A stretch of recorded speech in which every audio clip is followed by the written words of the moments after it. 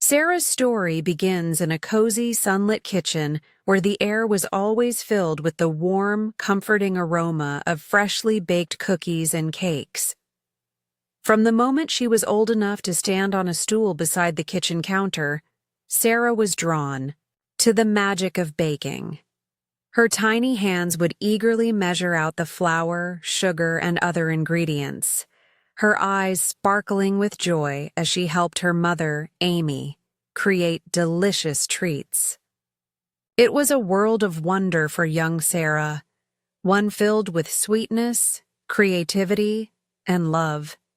She was enchanted by the process of mixing, kneading, and shaping dough, and by the time the cake or cookies emerged from the oven, she felt a sense of pride and accomplishment. Baking became more than just a simple activity for Sarah. It became her passion, a hobby that not only filled her home with warmth, but also made her heart swell with happiness. Every time she baked, she felt connected to something bigger than herself. It wasn't just about making delicious treats. It was about creating something that brought joy to others, that warmed their hearts in ways words could not. As Sarah grew older, her love for baking only deepened, and so did her skills. What started as small, simple cookies and cupcakes evolved into more intricate cakes, pies, and pastries. By the time Sarah reached high school, her talent had become well known in her community. She had become the go-to person for baked goods at school events, birthday parties, and local gatherings. Teachers and students alike eagerly awaited her latest creations, and Sarah had won several local baking competitions, which further solidified her place as a budding baker. Each competition she entered, she poured more of her heart into her recipes, striving to perfect each dish, whether it was a delicate fruit tart or a rich chocolate cake. Her peers often asked her for baking tips, and they could not wait to taste her latest concoctions. The joy on their faces when they took the first bite of her creations only fueled Sarah's determination to improve and grow. It was during these formative years that Sarah began to realize that baking was not just a pastime, but a calling. While many of her classmates were uncertain about their futures, Sarah's dream was clear. She wanted to open a bakery. She envisioned a small, quaint shop tucked away on a peaceful street where people could come to enjoy the comforting smells of cinnamon, vanilla, and chocolate. In her dream, the bakery would be a haven for those seeking solace in a slice of cake or a warm, buttery croissant. She saw herself as the heart and soul of the bakery, greeting customers with a smile, serving them her freshly baked treats, and creating a space where people could gather, relax, and share stories over a cup of coffee and a pastry. Sarah's dream was more than just about running a successful business. It was about creating something meaningful, a place that made people feel at home, a refuge from the outside world. Baking, for Sarah, was about connecting with others, sharing her love, and spreading warmth through the simple act of making something from scratch. She dreamed of using her skills to bring joy and comfort to the community, to create a space where people could find happiness and nourishment, both in the food and in the environment she cultivated. But while Sarah's dreams were big and beautiful, they were also filled with uncertainty. She had no idea how to make them a reality. Her family's financial situation was far from ideal, and the idea of opening a business seemed like an impossible challenge. Despite the doubts, Sarah's passion never wavered. She was determined to follow her heart and pursue her dream. But the road ahead was unclear. Little did she know, this was just the beginning of a journey that would test her resolve and force her to confront difficult decisions that would challenge her sense of self and her relationship with her mother, Amy. At this point in Sarah's life, baking wasn't just a hobby, it was her identity. It was what made her feel alive, what gave her purpose.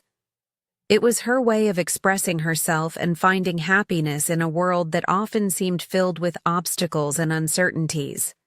Even though she was still young, Sarah knew that baking would always be a part of her, and she hoped one day it would be the foundation of a future that was entirely her own.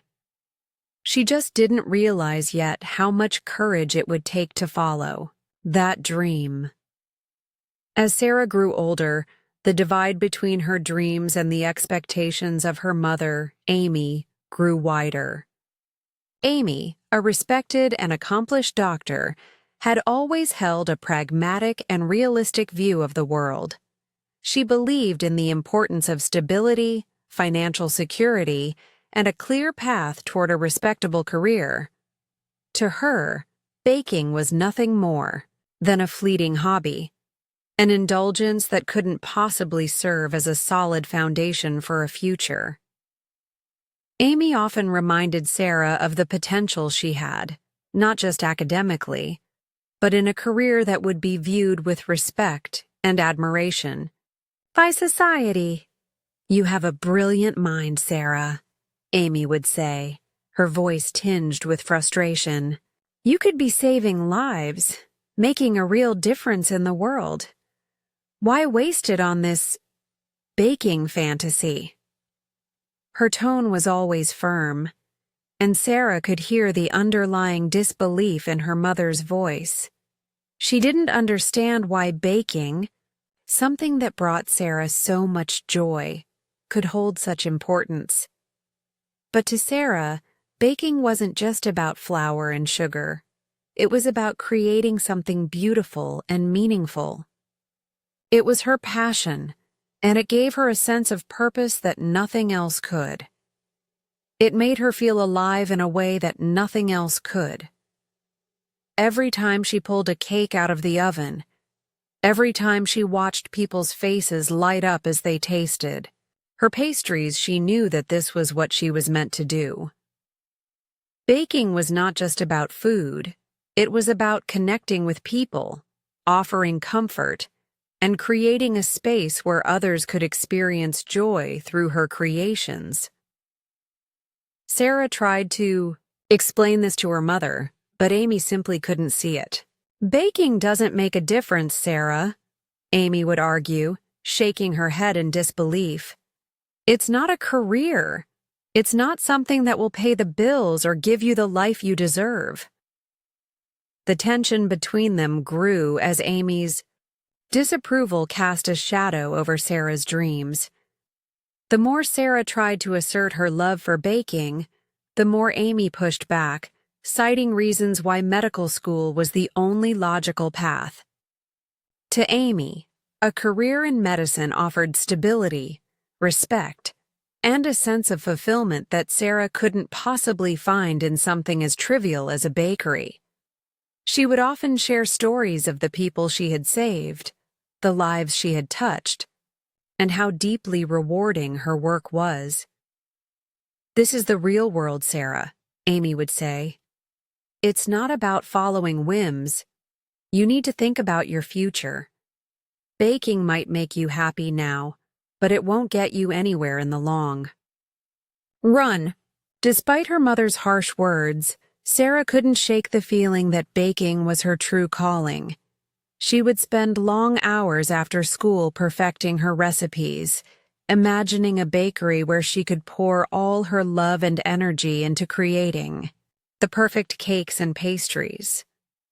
But every time she tried to voice her dream, she could see the disappointment in Amy's eyes, the way her mother would shut down her aspirations with a wave of dismissal. It wasn't just about baking.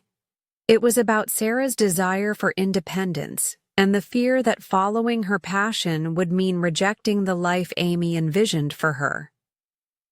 As the years passed, The arguments between Sarah and Amy became more frequent. The house, once filled with the warm scent of freshly baked goods, was now a place of tension and frustration. Amy's disappointment in Sarah's lack of interest in medicine grew, and Sarah's resentment toward her mother's lack of support became more evident. She found herself caught in a constant battle between what she loved and what she was being told she should love. Every time she thought about pursuing her bakery dream, she was reminded of the practical concerns her mother raised: the lack of stability, the financial risks, and the uncertainty of a future that didn't fit into the mold Amy had carefully crafted for her. Sarah felt like she was trapped in a cage, torn between the two worlds. She loved baking, but she also loved her mother and wanted to make her proud. However, the more Amy pushed for a future Sarah didn't want, the more Sarah felt a sense of rebellion growing inside her. How could she reconcile her dreams with the life Amy envisioned for her? How could she live a life that was truly hers, when every decision seemed to be dictated by someone else's expectations? Eventually, the constant tension and pressure wore Sarah down. Despite the fire that burned within her, despite the dreams that danced in her head, she began to question whether pursuing her passion was even possible. Her mother's arguments, backed by the voices of concerned family friends, seemed too powerful to ignore. "You have so much potential, Sarah. Don't waste it on a whim," they would say, their voices echoing in her mind like a relentless drumbeat. Each time someone else told her to think about her future seriously, to take the practical path, Sarah felt a little more unsure about herself and her dreams. It wasn't just the pressure from her mother. It was the unspoken fear that if she didn't conform to what was expected of her, she would never be good enough in Amy's eyes. The strain of constantly being at odds with her mother reached a breaking point, and in a moment of exhaustion, Sarah made a decision she would later regret. She signed up for medical school, convinced that it was the only way to escape the tension at home and finally gain some peace. It wasn't that she didn't want to help people or make a difference. It was that she knew deep down that this wasn't her path. But for the time being, it was the only path that promised her the approval she so desperately craved. As Sarah walked into medical school, she felt a sense of resignation, knowing that with every step she took toward this new future, she was leaving behind the one thing that had always made her truly happy. And yet, she couldn't escape the pull of her mother's expectations. As Sarah entered medical school, the weight of her decision became more tangible with each passing day. It felt like a blur. A series of forms filled out, boxes ticked, and endless lectures attended. The vibrant images of her bakery, filled with the warmth of cinnamon and the hum of happy customers, began to fade into the background, replaced by the sterile, daunting halls of a medical institution. The path she had dreamed of seemed distant, now overshadowed by the heavy expectations placed on her by her mother and the world around her. The decision to follow this new path wasn't one Sarah had made freely. It was one born out of guilt, fear, and an overwhelming need for approval. The constant pressure from Amy, coupled with the subtle but unrelenting nudges from family friends, had worn down Sarah's resolve.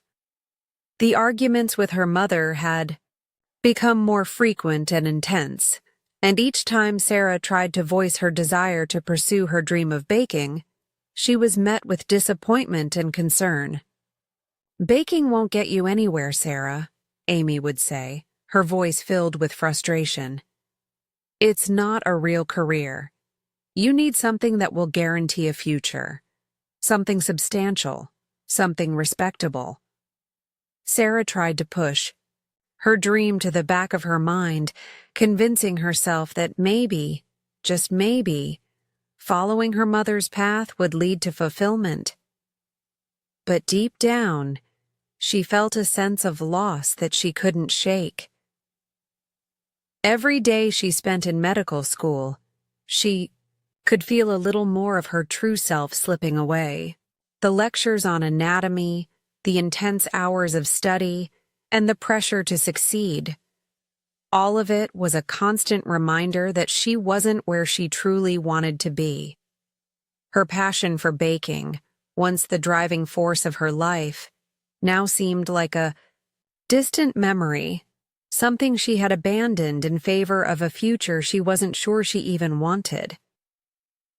At first, Sarah tried to adapt. She told herself that over time, she would learn to love this new path. She buried herself in her studies, hoping that the deeper she immersed herself in the medical world, the more she would start to find satisfaction in it. But as the weeks went by, the weight of her decision became harder to bear. The quiet longing for her bakery never truly went away, and no matter how hard she tried to push it down, it would rise to the surface every time she walked past a cafe or passed by a bakery window. The warm scent of freshly baked bread or the sight of a beautifully decorated cake would make her heart ache with a mixture of longing and regret. The dissonance between her true passion and the reality she now faced began to eat away at her. Sarah found herself growing increasingly distant from her own life, as if she were watching it unfold from a distance rather than actively participating in it. The dream of owning her own bakery had always been so clear, so vivid, but now it seemed impossible. How could she ever achieve it if she was entrenched in a world that demanded her to be someone she wasn't? She was a baker at heart, yet every day she was pretending to be something else. Each exam she passed, each class she excelled in, felt like a hollow victory. It wasn't what she wanted. It wasn't what had ever truly made her happy. Sarah's internal struggle intensified when she saw the pride in her mother's eyes after every small success Sarah had in medical school. Amy would praise her achievements, reminding Sarah that this was the future she had been meant for. "You're doing great, Sarah. I'm so proud of you," Amy would say, her words a mixture of pride and relief. But Sarah couldn't shake the feeling that these accomplishments weren't really hers. They were for Amy. They were the result of Amy's desires, not her own. And with each passing day, Sarah felt more disconnected from herself, like a shadow of the person she had once been. Despite all the turmoil inside her, Sarah kept pushing forward, trying to convince herself that she was doing the right thing. She focused on the fact that her mother's approval, which she had always craved, was finally within her grasp. But as the days passed and the pressure mounted, Sarah realized that no amount of success in medical school would ever fill the void that baking had once filled. She began to question if it was worth sacrificing her happiness, her passion, for a future that didn't feel like hers. One night, after a particularly difficult and exhausting day, Sarah found herself lying awake in her dorm room, staring at the ceiling. The weight of the decision she had made felt suffocating. She thought about her bakery dream, the small shop she had envisioned with the smell of fresh pastries wafting through the air, the comforting feeling of kneading dough, and the joy of sharing her creations with others. She thought about how her heart used to race with excitement at the thought of baking, of creating something from nothing, of making people smile with the simple joy of a sweet treat. It was in that moment of quiet reflection that Sarah realized the truth. She was never meant to be a doctor. It wasn't that she didn't care about people or that she didn't want to make a difference, but she knew, deep down, that baking was what made her feel alive. It was her calling, her passion, her reason for getting up every day. Medical school might offer stability and respect, but it wasn't her true path. It wasn't the life she had dreamed of, the life that had filled her with so much hope and purpose when she was a child standing beside her mother in the kitchen. In the stillness of that night, Sarah made a decision. She would follow her heart, even if it meant disappointing her mother. Even if it meant risking everything she had worked for in medical school, Sarah knew that she could no longer ignore her passion. It was time to reclaim her dream and embrace the path that had always been meant for her, the path of baking. The journey ahead would be uncertain, and the road would be difficult. But for the first time in a long time, Sarah felt a flicker of hope. Her dream wasn't dead. It was just waiting for her to believe in it again. Sarah's decision to follow through with her mother's wishes had far-reaching consequences that extended beyond just the decision to attend medical school. As Sarah began her life at college, the tension between her dreams and her mother's expectations took on a new form. Amy, determined to ensure Sarah followed the path she had set for her, found a way to involve herself deeply in Sarah's academic life. What began as occasional encouragement soon transformed into constant monitoring of Sarah's progress. Amy's involvement didn't stop at mere phone calls or casual visits. It was as though she had become a permanent fixture in Sarah's college life, under the guise of checking in on her well-being. While Amy genuinely believed that she was doing what was best for her daughter, Sarah felt more and more like she was being watched, scrutinized for every decision, every action, and every move she made. Sarah couldn't escape the feeling that her life was no longer her own, but rather a carefully planned narrative in which Amy held the pen. It wasn't just Amy's visits that made Sarah feel this way. It was the constant stream of feedback from her friends. Amy had managed to become involved with Sarah's entire friend group, charming them with her authoritative demeanor and persuasive conversation. What Sarah didn't realize at first was that her peers, believing they were simply being helpful, had become inadvertent spies in Amy's eyes. They would report back to Amy on Sarah's progress, her academic achievements, her emotional state, and her overall well-being. "Hey, I just wanted to let you know that Sarah did great on the last exam," one of Sarah's friends might say, thinking they were offering some comforting news. "She seems a little down today. Do you think she's handling the stress okay?" Another might casually report.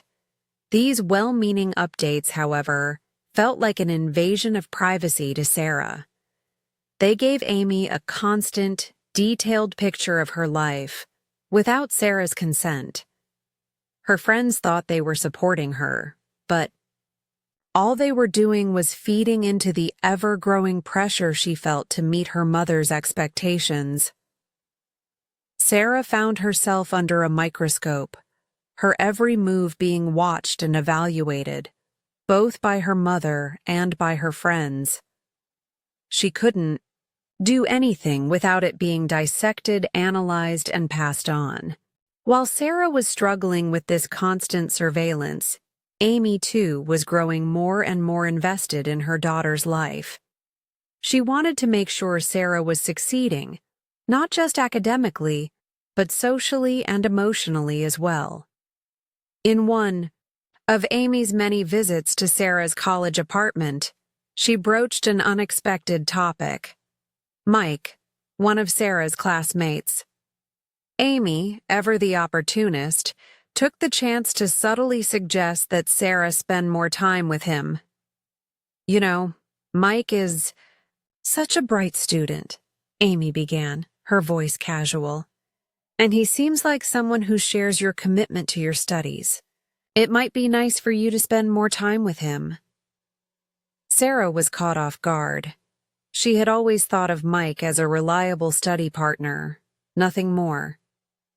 But Amy's words lingered, and Sarah realized that this suggestion wasn't just about finding a study buddy. It was about Amy's desire to shape Sarah's life in ways that went beyond just her academic success. Amy wasn't just nudging Sarah toward the right career.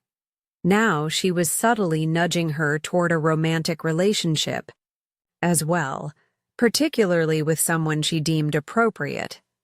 A smart, driven young man who shared Amy's vision for the future. Mike was a good guy. Sarah liked him well enough, but the thought of being pushed into a romantic relationship with him felt strange. She was already struggling with the weight of her academic responsibilities, and now her mother seemed to want to dictate her social life too. Mike is a good guy, Mom, but we're just classmates, Sarah replied, trying to deflect her mother's suggestion. But Amy wasn't deterred. I just think it might be good for you to have someone who understands what you're going through, she said, her voice filled with intent. Someone who shares your ambitions and your future. Amy's words were not casual anymore. They were laced with an underlying expectation that Sarah should pursue something beyond just friendship with Mike. Sarah's discomfort grew. She didn't want to date Mike. Not because there was anything wrong with him, but because the pressure to do so felt like just another way for her mother to control her life. Sarah wanted to make her own choices, not have them made for her. Yet every time Amy visited, the pressure mounted. There were constant reminders that medical school was the right choice, that being with Mike was the smart thing to do, and that she needed to stay on this path.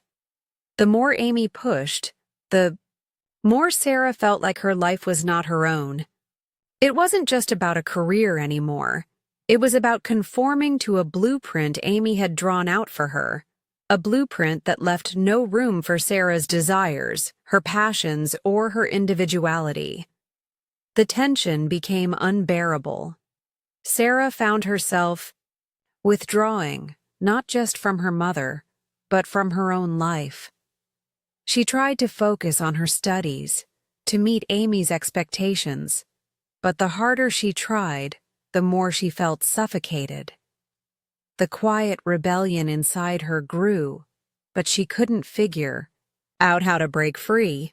It felt as if her life was slipping through her fingers, and she was powerless to change it. Sarah wasn't just struggling with the demands of medical school. She was struggling with the constant battle between her own desires and the expectations placed upon her. Every day felt like a fight to keep a part of herself intact while pleasing the people she loved. The relentless pressure from Amy, the subtle surveillance from her friends, and the overwhelming sense of obligation to follow a path she hadn't chosen had made Sarah feel like she was living someone else's life. The weight of Sarah's decision to follow her mother's path was becoming too much to bear. The constant pressure from Amy, coupled with the realization that she had sacrificed her true passion for a future she didn't want, had begun to take its toll. Sarah tried to push through the exhaustion and doubt, but every day in medical school felt like a step farther from the dream she had nurtured for so long. Despite her efforts to meet Amy's expectations, a deep sense of loss lingered within her. She couldn't help but wonder if she had made the wrong choice, if her life could have been different if she had just followed her heart. Yet, even as she wrestled with these emotions, she felt trapped by the promise she had made to her mother. In the midst of all this internal turmoil, Sarah received a phone call that would shatter her world. It was late at night, and the familiar hum of her phone broke the silence in her dorm room.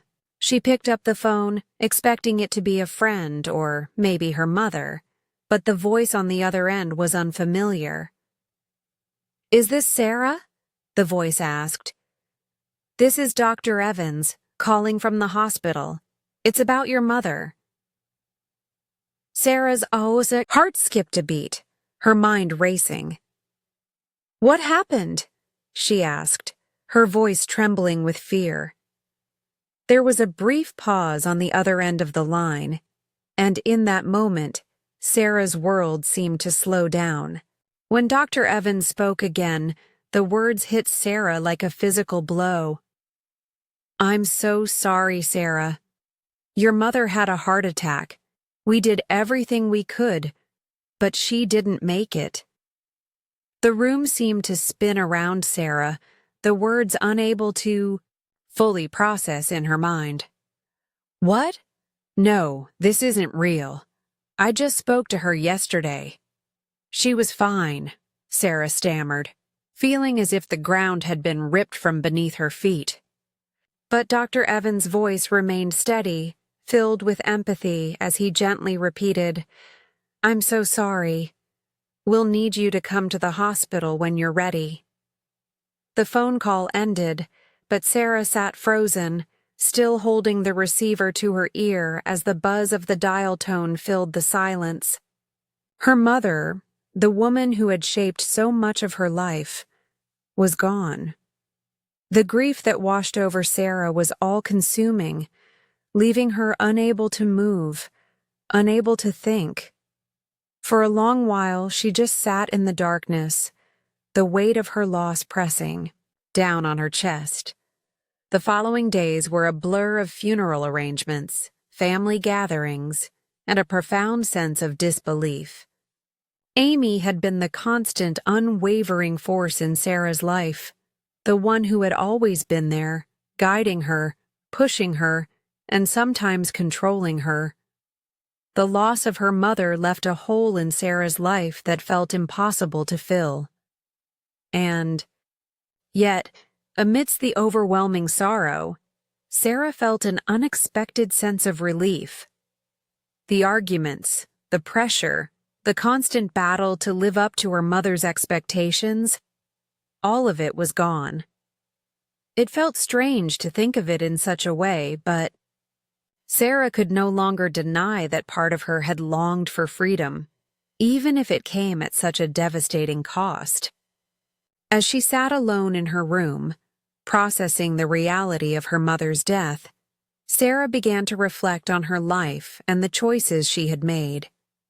The grief was still raw, still painful, but it brought with it a moment of clarity.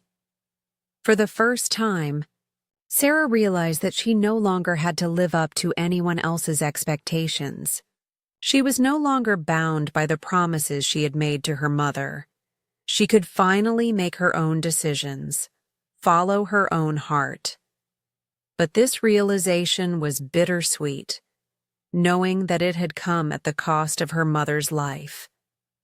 The aftermath of Amy's death also revealed painful truths. Sarah's life, already filled with turmoil, was further upended by the arrival of her mother's half-sister, Jane. Sarah had never been particularly close to Jane, and the woman's sudden claim to Amy's house only added to the strain. Jane, armed with legal papers and the backing of a lawyer, announced that she had rights to the house, citing her father's financial investment in the property. For Sarah, the house had always been a symbol of familial stability, a place where she had grown up, a place that held memories of her mother's love and care. Now it was being torn away from her, just as she had lost her mother. "I'm sorry for your loss, Sarah, but I have legal rights to this property," Jane stated coldly. "It's only fair that I get my share."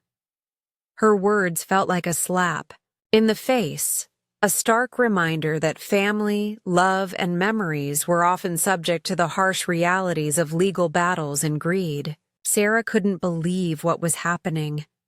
But this was my mother's house. She wanted me to have it.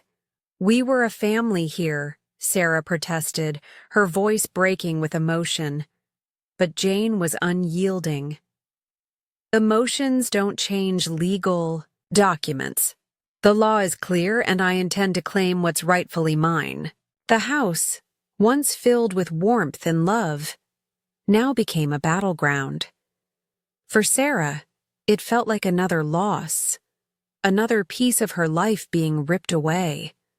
As if the emotional turmoil wasn't enough, the legal struggle over the house only added to the pressure Sarah was already under. She had lost her mother, and now, the place that had once been her home was slipping away too. The grief, the anger, and the sense of betrayal mixed together, leaving Sarah feeling more isolated than ever. To make matters worse, Sarah's relationship with Mike, the classmate her mother had pushed her toward, began to fall apart. Sarah had never truly seen Mike as anything more than a friend, but Amy's insistence that they date had made the situation feel forced. After Amy's passing, Mike's true intentions became clearer. Sarah discovered that Mike had been more interested in securing the house than in any genuine connection with her.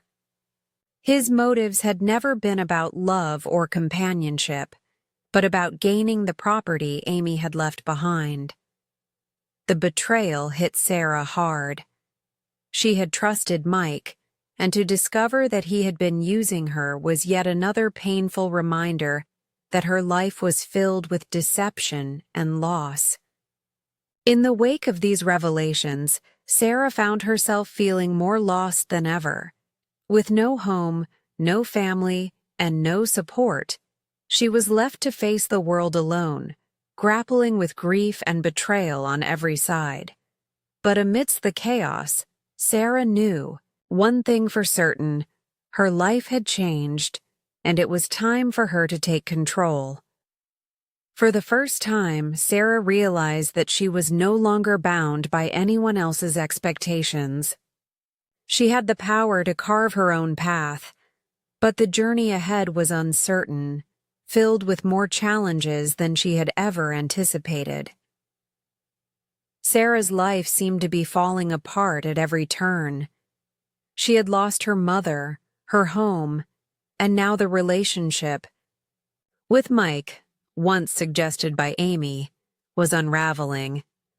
The betrayal by someone she had trusted only deepened her feelings of isolation and despair. With nowhere else to turn, Sarah found herself taking refuge in the mundane, trying to survive each day without completely losing herself. She took a job at a fast food restaurant, a place that offered no joy or passion, but at least provided a way to pay the bills. The work was grueling and the hours long, but Sarah didn't have many options. Each day blurred into the next, taking orders, serving food, and cleaning up after the last customer left for the night. It wasn't what she had dreamed of, but it was the only thing she could manage. But just when it seemed that Sarah's life had become an endless cycle of hardship, something unexpected happened. It was during one of the busy morning rushes at the restaurant when Sarah felt a sudden wave of nausea wash over her. She clutched her stomach and rushed to the restroom, barely making it in time. At first, she brushed it off as a stomach bug or exhaustion from the previous day's work. But as the days passed and the nausea didn't subside, Sarah's fears grew. One day, she took a pregnancy test and stared at the 2 lines that confirmed her suspicions. She was pregnant. The news hit Sarah like a ton of bricks. Pregnant, jobless, and alone. Her circumstances seemed impossible, as if she were trapped in a never-ending nightmare. The weight of the world felt crushing, and for a moment, Sarah wasn't sure how she was going to get through it. Days later, during her shift at the fast food restaurant, Sarah's worsening condition didn't go unnoticed. Her manager, concerned by her repeated trips to the restroom, pulled her aside. "Sarah, I'm sorry, but we can't keep you on the schedule. It's a liability issue," he explained, his voice filled with regret. "You've been a great worker, but we can't afford to have someone who's frequently ill." His words hit Sarah hard. She felt the sting of rejection, the crushing reality of losing the one stable thing in her life. She had barely managed to hold it all together before, but now, with her pregnancy confirmed and her job taken away, she was left with nothing. Her manager, though sympathetic, handed her a final paycheck with a small, apologetic gesture. "I know this isn't much, but it's all I can do right now." "I'm really sorry, Sarah." She took the paycheck, her hands trembling as she tried to hold back the flood of emotions.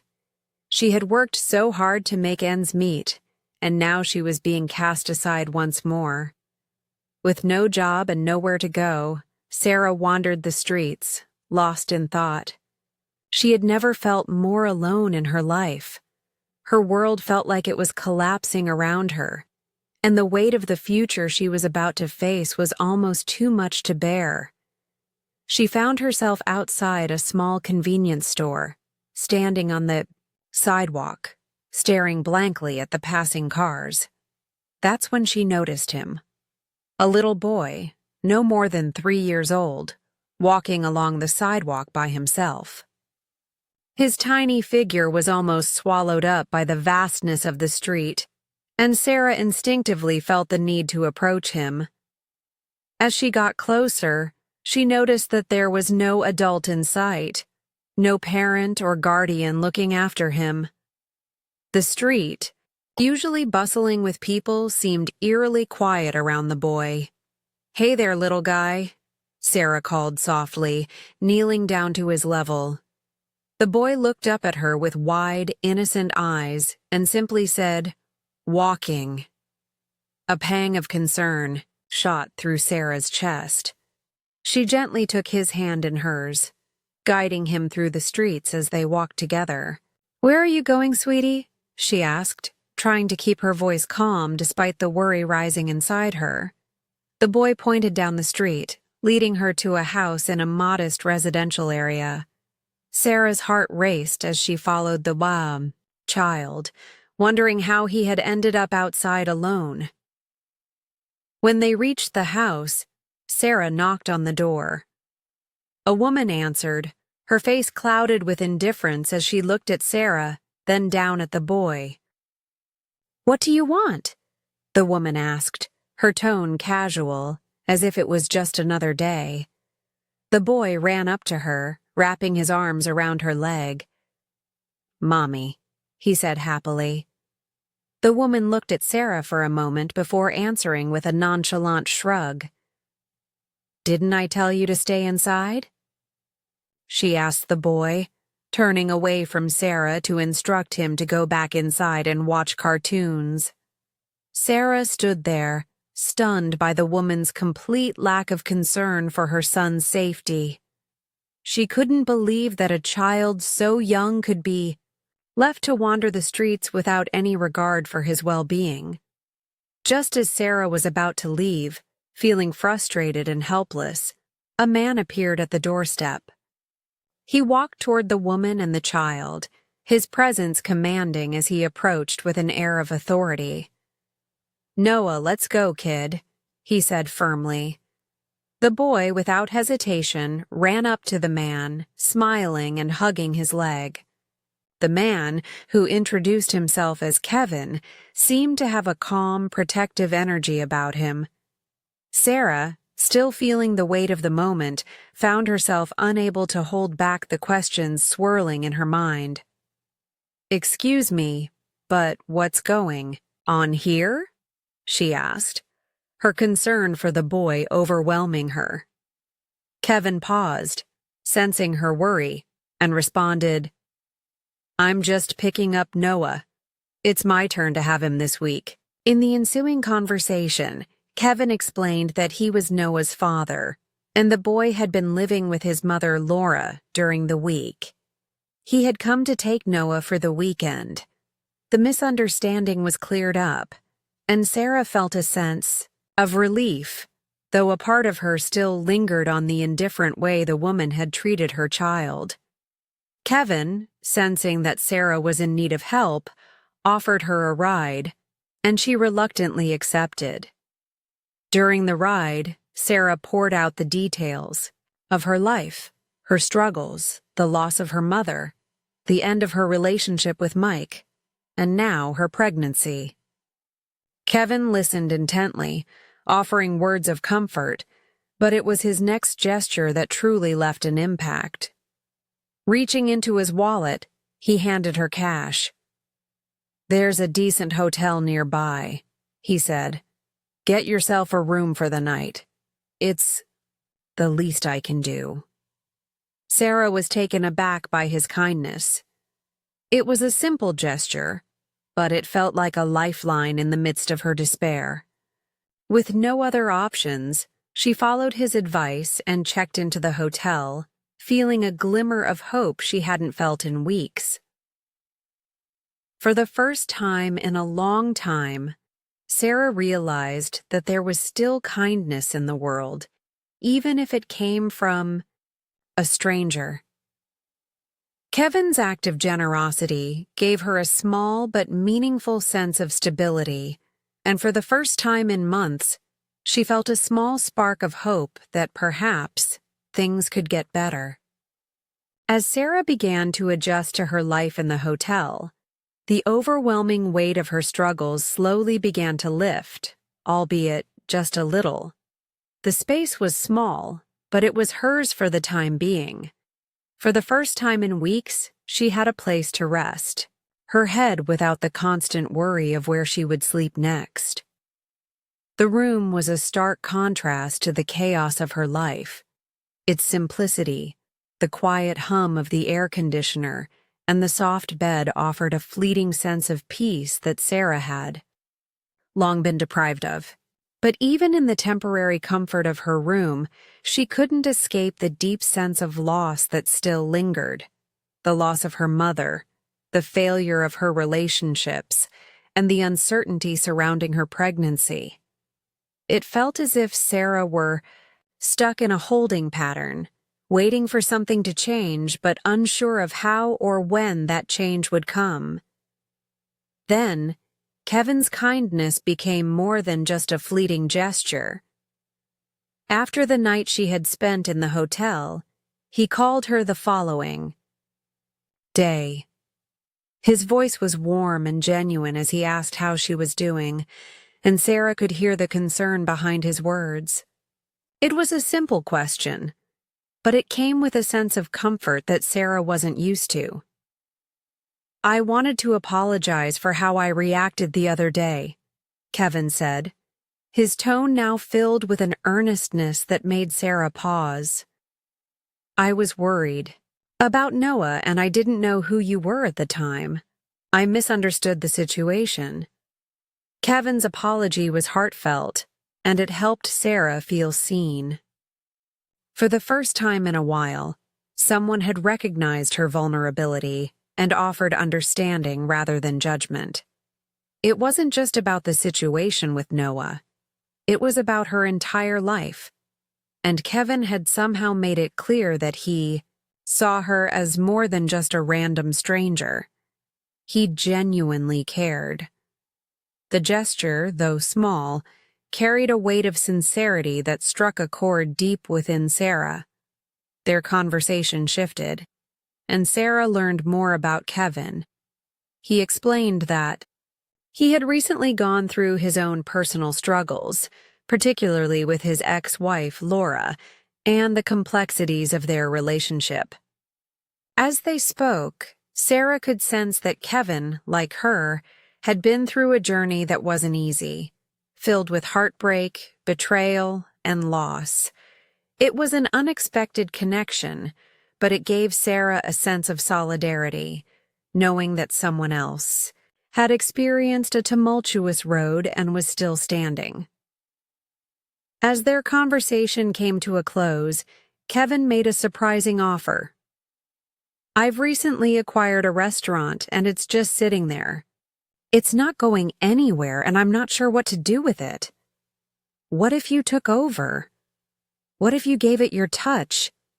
You've got the talent, Sarah. You've got something special." The proposal took Sarah by complete surprise. For a moment, she was speechless. Here she was, struggling to find her way. And yet Kevin, a man she had just met, was offering her the opportunity to step into something she had always dreamed of. A chance to start fresh, to breathe life into her own vision. It was as though the universe was finally listening to her silent pleas for help. The offer was tempting, but also daunting. Sarah had spent so many years suppressing her passion for baking in favor of following a path that wasn't hers. She was unsure of her abilities, unsure if she could handle the responsibility of managing a business, especially one so far removed from her initial idea of opening a bakery. The challenges were many. She had no experience running a restaurant, no capital to invest, and no clear idea of where to even begin. The odds felt insurmountable, but for the first time in months, Sarah felt a flicker of excitement, a spark of possibility that she hadn't dared to entertain. Kevin seemed to sense her hesitation. He wasn't trying to pressure her. Instead, he spoke with a quiet understanding. "I know it's a big decision," he said, his voice steady. "But I believe in you, Sarah. You've got something that could bring this place to life. You deserve to have a chance to do something for yourself, something that will make you happy." Those words stayed with Sarah long after their conversation ended. As the days passed, she found herself thinking more and more about Kevin's offer. It wasn't just the restaurant itself. It was the opportunity it represented. It was a chance to reclaim the dream she had put aside for so long, to embrace her passion for baking and turn it into something tangible. It was a chance to build something from the ground up, something that could be entirely hers. But with that possibility came fear. Fear of failure. Fear of taking such a huge risk when her life felt like it was already falling apart. Sarah knew that pursuing her dream of running the restaurant wouldn't be easy. It would require time, effort, and a willingness to confront the uncertainty of the future. But in that moment, Sarah also knew that she couldn't continue living a life dictated by other people's expectations. She couldn't keep ignoring the passion that had always been a part of her. She had spent too many years compromising her dreams for the sake of others. It was time to take the leap. Later that evening, after some reflection, Sarah made her decision. She would take a chance on herself. She would accept Kevin's offer and transform the restaurant into the bakery she had always dreamed of. There was no guarantee that it would work, no assurance that she wouldn't fail. But for the first time in a long time, Sarah felt like she was making a choice that was truly hers. It was a risk, yes, but it was a risk she was willing to take. As Sarah moved forward with the plan to take over the restaurant, she began to feel a sense of hope, something that had been absent from her life for far too long. With Kevin's support and the newfound clarity of purpose, Sarah knew that she was stepping into a new chapter of her life. The road ahead would be challenging, filled with uncertainties, but it was also filled with possibility. And for the first time, Sarah was ready to embrace it fully. In the months that followed Sarah's decision to take over the restaurant, a sense of transformation began to unfold in her life. The restaurant, once a dormant space, now buzzed with new energy. What had started as a daunting challenge became the canvas for Sarah's dreams. The empty walls of the space, once filled with potential but lacking direction, slowly began to take shape under Sarah's care. She transformed half of the restaurant into the bakery she had always dreamed of, filling the space with the warm, inviting scent of freshly baked bread, cakes, and pastries. As Sarah worked tirelessly to breathe life into the bakery, she found herself rediscovering the joy that baking once brought her. Each morning, the familiar rhythm of mixing, measuring, and baking filled her with a sense of purpose and accomplishment. The kitchen, once a place of simple joy in her childhood, had now become the heart of her business, a place where Sarah could finally be herself, doing what she loved most. She poured every ounce of energy and creativity into the bakery, experimenting with new recipes, perfecting her techniques, and making every item from scratch with care.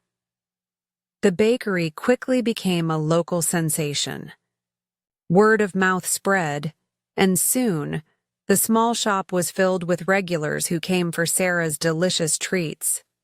The comforting aroma of cinnamon rolls, chocolate cakes, and buttery croissants lured customers in, and Sarah couldn't help but smile every time someone took a bite of her creations and exclaimed in delight. The joy of seeing others enjoy her work was deeply satisfying, and it reinforced Sarah's belief that this was where she was meant to be. She had finally found her place, and it was more fulfilling than she had ever imagined. Alongside her work at the bakery, Sarah's personal life began to take unexpected turns as well. Kevin, who had been a supportive figure in her journey, became even more involved in her life.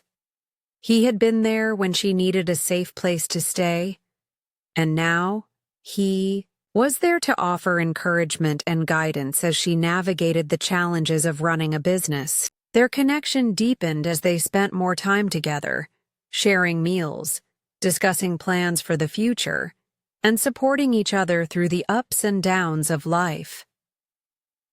Kevin's unwavering belief in her abilities had been a crucial factor in her decision to take over the restaurant, and now, as she settled into this new phase of her life, she realized how much his kindness and support had meant to her. Sarah's life was no longer defined by the constraints of medical school or her mother's expectations. She had carved out her own path, one that was rooted in her passion and driven by her own desires. But it wasn't just the business that brought her joy. It was the growing sense of belonging that she now felt in her new family.